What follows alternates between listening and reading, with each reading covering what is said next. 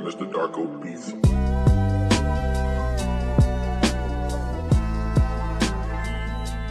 Welcome back and welcome in New York, back to Post 90. I want to say it's like episode 146 or 147. Obviously, we're a few months removed from sitting on the thrones here, but season 6 for the boys, which is something to reflect on at some point. But I think just happy to be back and happy to be talking about the team again. There's obviously a billion different things to talk about, but it'll be fun to get back into it. Yeah, no, for sure. It's definitely something we've been excited about, getting back in front of the mics and unfortunately the camera as well for you guys. But yeah, I mean, there's a lot that I feel like we haven't touched on before, and so I think you're going to kind of explain what it is we're going to be doing over the next week, kind of just to kick off the season. Yeah, I feel like this is the latest that we've ever gotten back into recording after an off season. You know, part of that is also some type of studio renovations that we've been trying to put together that might not be noticeable on camera, but if you were here in person, you would realize that they are very, very necessary to the brand, I would say. 100%. I think Raquinho had his day in our studio. He was working all off season. We were not. Yeah. Well, I feel like there's probably some people that whenever we had the raccoon in the studio, I think it was days after the raccoon that happened at the Philly game, that just seems like a story that is too good to be true. Or like a bit, like we ran a bit. Yeah. It was just too like our reactions were way too genuine in that for it to be fake. But Raquinho, with the absence of the boys in the off season, essentially kind of made the studio his own. Yeah. You know, he had his own vision for what a studio looks like when you're a raccoon, and it was not aligned with our vision. Not at all. Fixing some of the things that Raquinho decided to take upon himself to customize. We'll put it, as lightly. Yeah. But I think our plan to kind of make up for starting a bit later than usual is to put together sort of like a mini series for the week leading up to kickoff. Obviously, today's Monday, so we're like 5 days removed from kickoff now. So I think we're going to drop a pretty quick episode tomorrow, Tuesday, for you guys. And essentially, we're going to break it into 2 or 3 parts. The first one, we're just going to talk about Pascal, I think, sort of his tactics and our understanding of him in general, along with some of the questions that we've gotten to ask him in his few pressers that he's put on. Second episode, we'll talk a little bit about incoming and outgoing transfers. That one can't be too long because our club, for whatever reason, is still hibernating.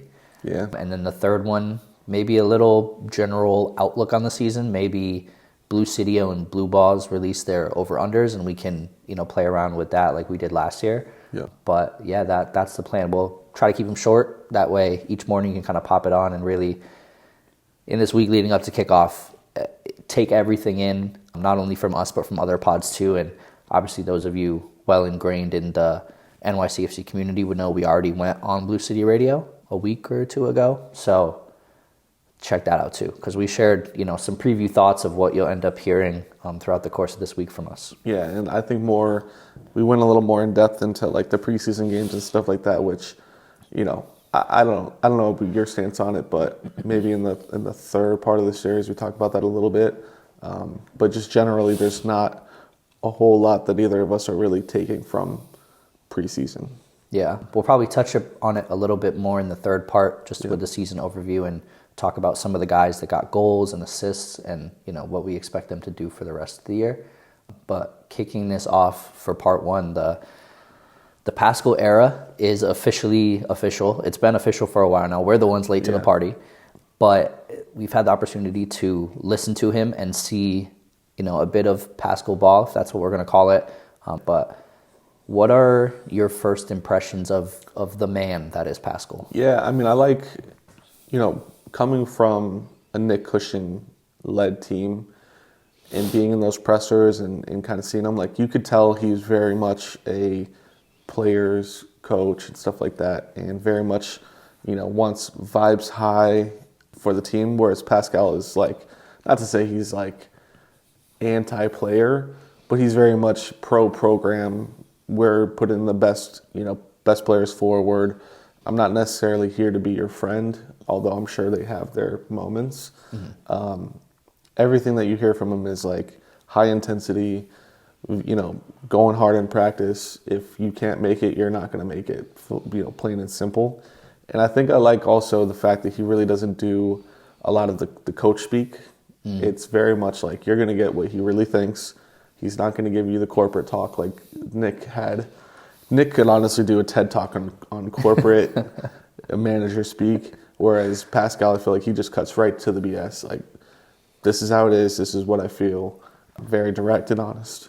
Yeah, I think we were texting each other during that introductory press conference, and I was just like, he kind of just seems like no nonsense. Yeah. Like you said, he cuts through the fluff. There really is no fluff Yeah. with what he's saying, which is a good thing. I know there was a point last season where we even just stopped attending press conferences because there was really nothing valuable coming from them. Honestly, like the player questions would be where you would find out some information because they're a bit looser with what they say. But I feel excited again to kind of attend a press conference and really get into the mind of the man that is managing this thing that is so important to us. Just in general, I think you're right. He doesn't, I'm sure there's qualities of a man manager, and there's been people that have talked about that from the league that he's come from on some other podcasts that have been super insightful, like Five Borough Footy and NYCFC Forever had Brian on from that league. And it seems like outside of just the man management, though, that he's a pretty tactical coach in terms of what he brings to the field, and maybe not in what I would want from a coach, but he seems to be more defensive than he is attacking. But at the same time, defense wins championships, so there's like things to be excited about there.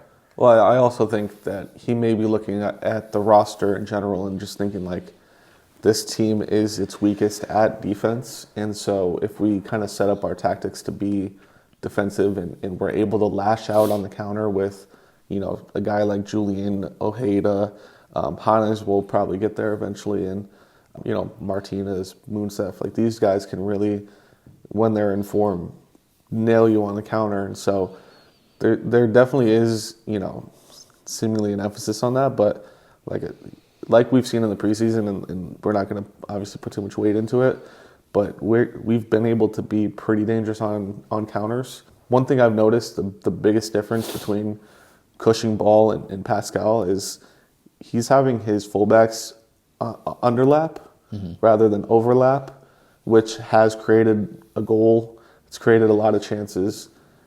And I think that the younger kids are really buying into that. I'd just like to see maybe Tavon do it a little bit more, and O'Toole obviously we haven't seen too much of, but I think that honestly it's a dangerous switch up if we're able to have the pace to get back on defense if it doesn't work out. Right, and in a way that's like bringing a defensive mindset into the attack, like leveraging these players to do that, to move up the field and like still kind of give something in the attack. Obviously we saw that a lot with Tavon, so if this is something that can bring him to the next level, beyond the level that we saw last season, that would just be insane. We're going to have to figure out from a left back perspective, like what's going on now that McFarland's gone. But it seems like Cavallo is potentially the next Christian McFarland up. We'll see how he grows. I think in general, like the consistency and the intensity that he wants from the guys, and Keaton talking about the biggest challenge of the preseason being running 2-a-days for a little while now, speaks to what Pascal wants to do and what he wants from his guys too. Yeah, I think in all honesty, it just seems like he wants the beginning of the season to go really, really well, because I think he believes if you start hot, you have something to build on, and then you can also kind of fall back on those wins early on. So he wants his team to be the most prepared team in the league, like bar none. You talked about kind of the left back struggles. Cavallo, I think, looks better in those preseason games than McFarland had in any performance that I saw him in. And that's not to put the kid down because he's gone, but you're just looking at it on paper. You look at the performances, the kid looked better. Yeah, it's an interesting. A few of these guys that I'm sure we'll talk about a bit more in the transfer section. While they're not transfers, we acquired them either through the academy or the super draft, whoever it can be.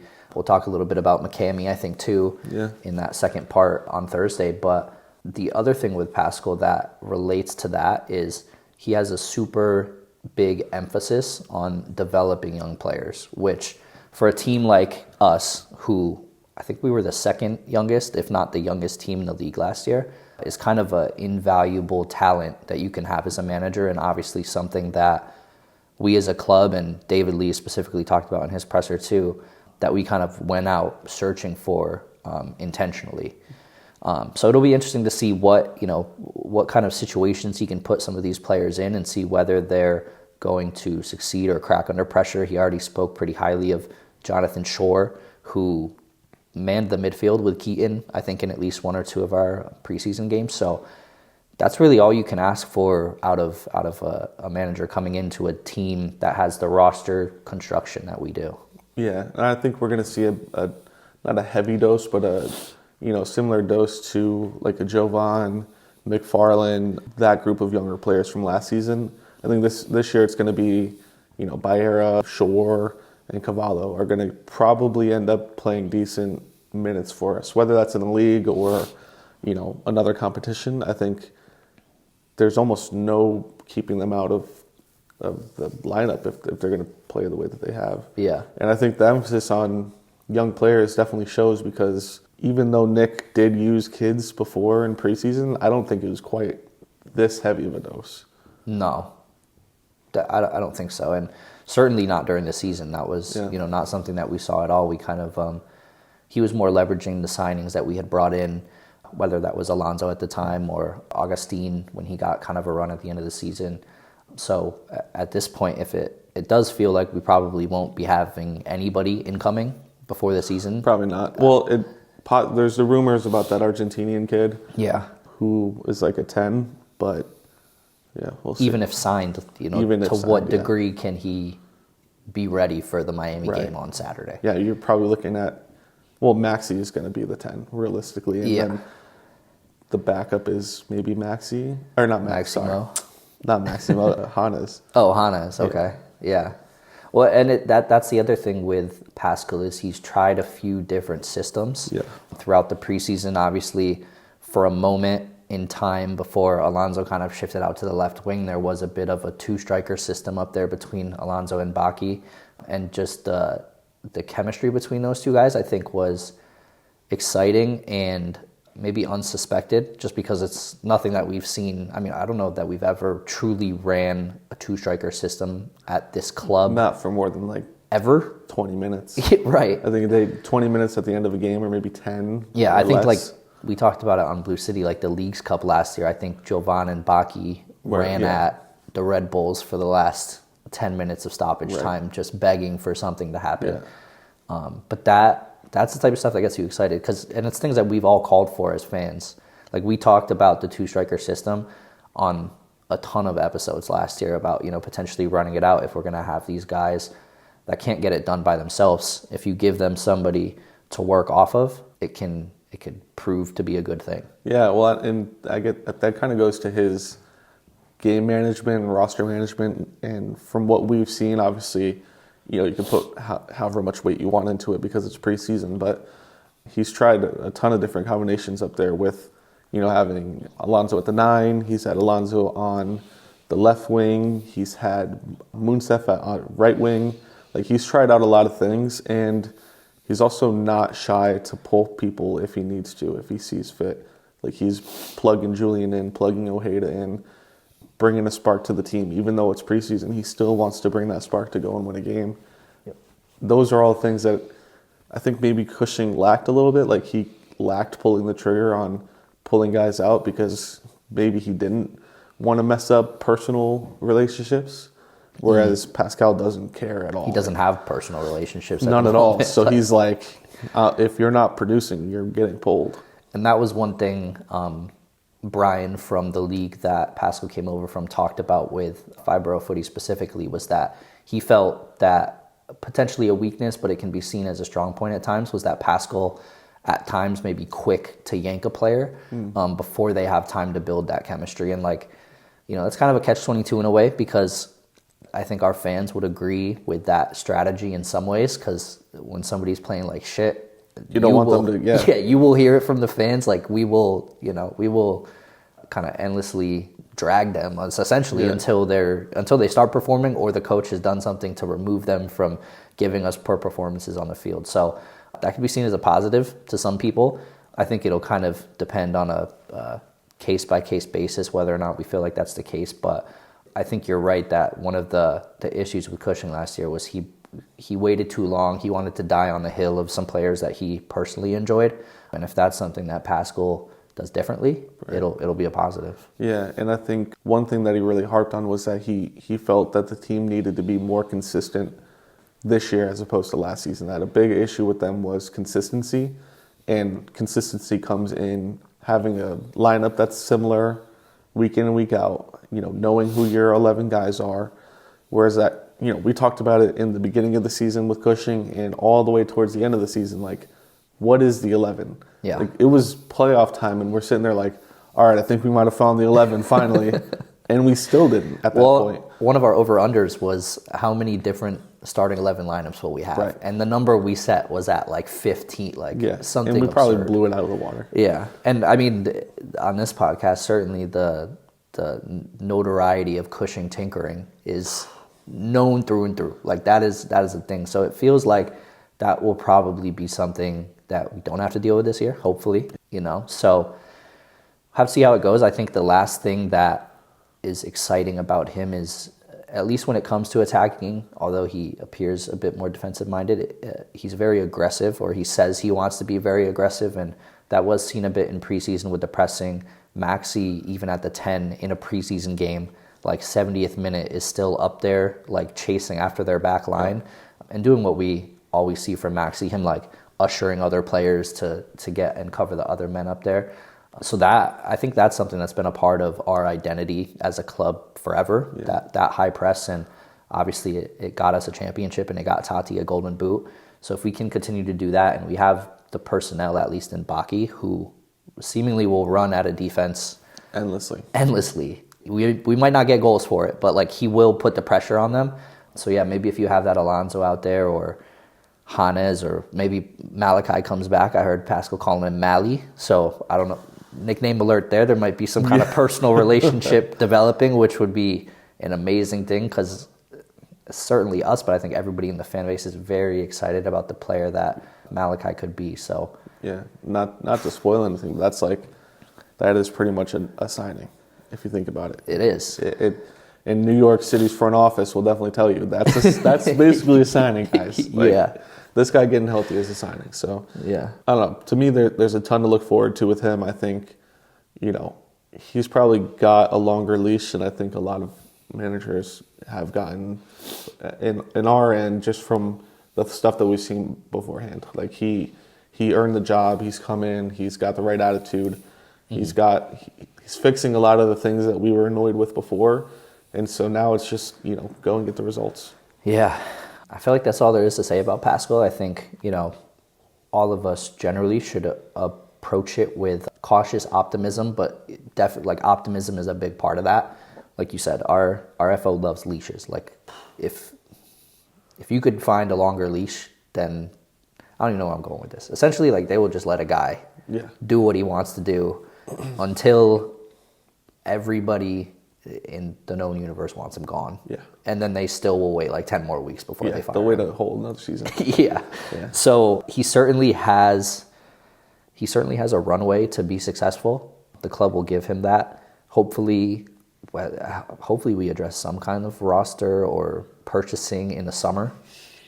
You would have to hope. Like, going into the season with zero, like literally zero signings. My money, I would say we are not. But I know that the window doesn't run till like beginning of April. Yeah. So like we have a little bit of time, but not a great history with mid-season signings. Yeah. Well, that when we were talking to David Lee in the presser before Pascal, and the first one, it was he kind of boldly was like, yeah, it's early, it's still early in the window for us.